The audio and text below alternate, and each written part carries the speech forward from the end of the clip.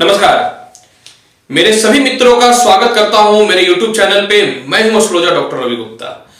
प्रिय दर्शकों, आज मैं आपके सामने बहुत ही महत्वपूर्ण जानकारी लेकर के आया हूं और आज हमारी वीडियो की जानकारी यह है कि शनि जो है 29 सितंबर 2020 से वक्र अवस्था से मार्गी अवस्था की ओर जा रहे हैं, मतलब मार्गी हो रहे हैं।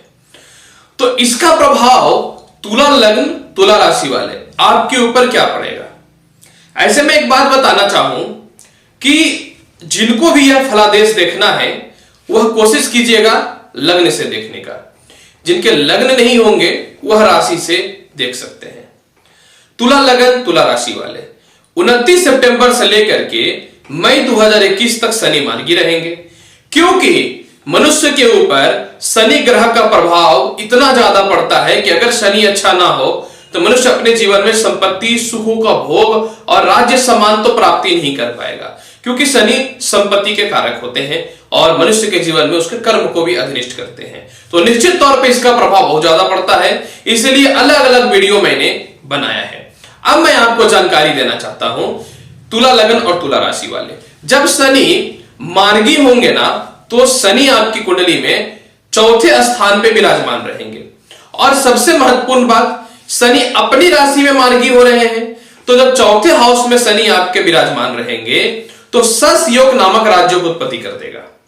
20 नवंबर से इनके साथ में बृहस्पति आ जाएंगे जो इनके बल को बढ़ाएगा, क्योंकि बृहस्पति मकर राशि में नीच के होते हैं, लेकिन शनि जब मकर राशि में अपनी राशि में है तो यह नीच भंग राज्यों की उत्पत्ति करेगा, तो शनि के फल और बढ़ेंगे और पराश्रय नामक एक विशेष राज्यों की उत्पत्ति कर देगा। अब यहां पे देखिए क्या है, तुला लग्न तुला राशि वाले आपके ऊपर चल रही है शनि की ढैया।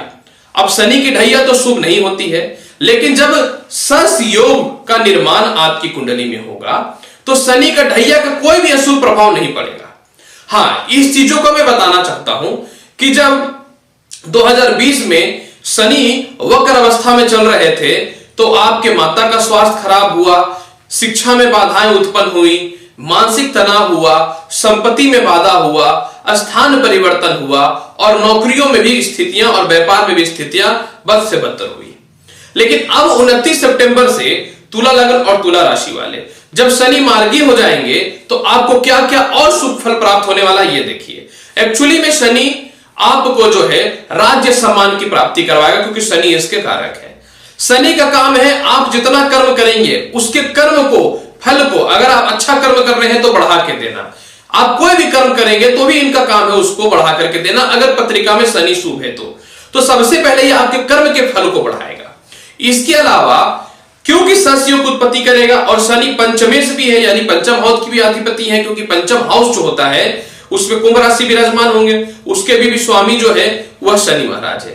तो अब देखिए, सबसे पहला मैं बताना चाहता हूं कि जो व्यक्ति ठेकेदारी से रिलेटेड, मशीनरी से रिलेटेड, टेक्निकल फील्ड से रिलेटेड, इंजीनियरिंग से रिलेटेड, जुआ, सट्टा, प्रॉपर्टी डीलिंग, इसके अलावा जो है खनिज में जैसे तेल हो गए, जैसे पेट्रोलियम पदार्थ हो गया, कोयला हो गया, जमीन से निकले हुए कोई भी वस्तुएं हो जाएं, और यही नहीं, जो व्यक्ति ज्वेलरी से रिलेटेड है या फिर जो व्यक्ति चर्म रोग यानी माफ करेंगे चर्म यानी चमड़ा से रिलेटेड व्यवसाय में है, तो इन सभी प्रकार के लोगों को शनि विशेष सफलता देगा। अब यहां पे देखिए, शनि चौथे घर में जब विराजमान हो जाएंगे तो यह आपको ऐश्वर्यशाली बनाता है, लेकिन शनि अपनी राशि में इसलिए ऐश्वर्यशाली बनाएगा। अगर शनि मकर राशि में नहीं रहते तो यह आपको ऐश्वर्यहीन और मान सम्मान की कमी करता, लेकिन क्योंकि तुला लग्न के लॉर्ड शुक्र है और शनि के शुक्र परम मित्र हैं तो यह आपको ऐश्वर्यशाली बनाएगा, क्योंकि यह सस योग उत्पत्ति कर रहा है। इसके अलावा आपको पराक्रमी बनाएगा। जी हां, आप जितना कर्म करेंगे उससे ज्यादा आपको फल की प्राप्ति करवाएगा। चौथे घर में विराजमान होने के कारण कोई घर जिनका आधा अधूरा लटका हुआ था, जिनके घर नहीं बन रहे थे, माता का स्वास्थ्य खराब चल रहा था, या फिर नया संपत्ति परचेज किए हुए थे, एग्रीमेंट नहीं हो पा रहा था या रजिस्ट्री नहीं हो पा रहा था, तो इस सभी प्रकार की समस्याओं से आपको मुक्ति दिलाएगा।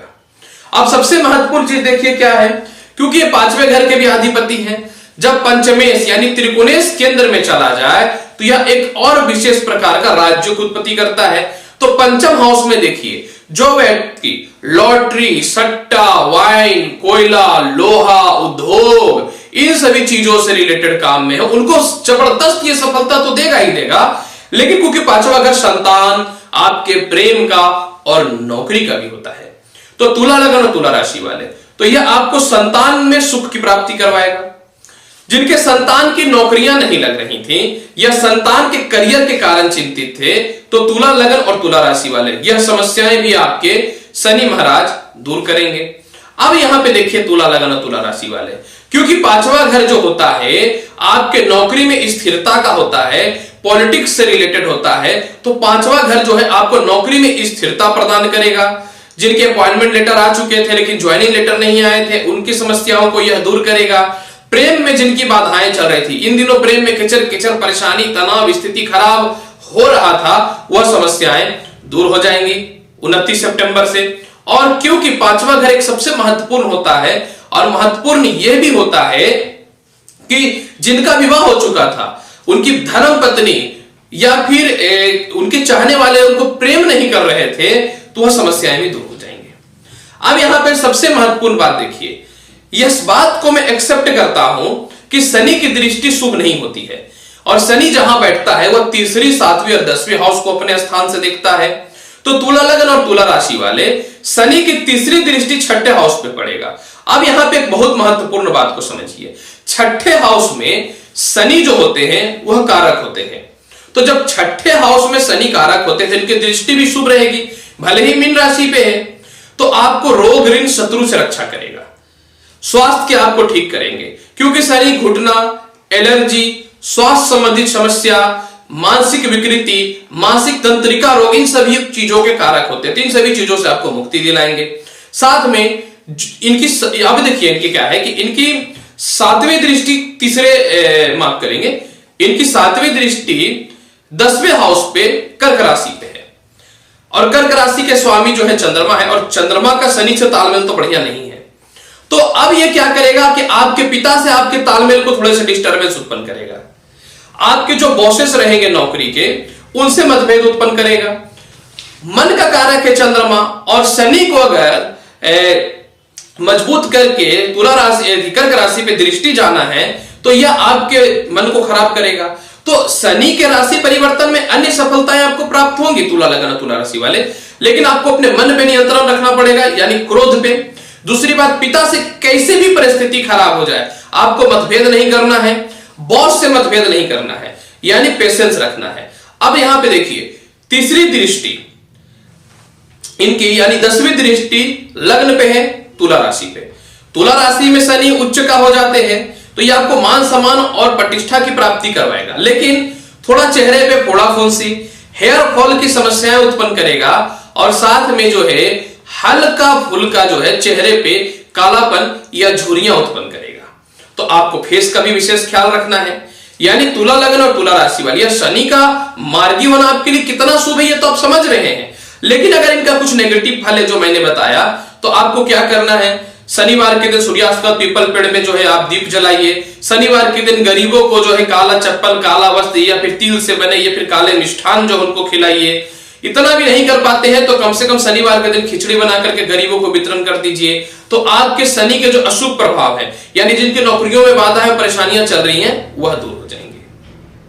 तुला लगन और तुला राशि वाले, बहुत ही विस्तृत जानकारी से मैंने आपको यह बताया कि शनि मार्गी हो रहे हैं तो आपको इसका क्या क्या शुभ फल प्राप्त होगा। मैं आपसे यही उम्मीद करता हूं कि अगर मेरा चैनल अच्छा लगा है तो चैनल को लाइक भी करिए, शेयर भी करिए, सब्सक्राइब भी करिए। मेरे से पर्सनली अगर एस्ट्रोलॉजिकल अपॉइंटमेंट लेना चाहते हैं, नंबर फ्लैश हो रहा है, आप ले सकते हैं। मिलूंगा नेक्स्ट वीडियो में और ज्ञानवर्धक जानकारी के साथ। तब तक बने रहे मेरे यूट्यूब चैनल के साथ, और मैं हूं एस्ट्रोलॉजर डॉक्टर रवि गुप्ता। नमस्कार, भगवान शिव की कृपा आप हमेशा बनी रहे। धन्यवाद।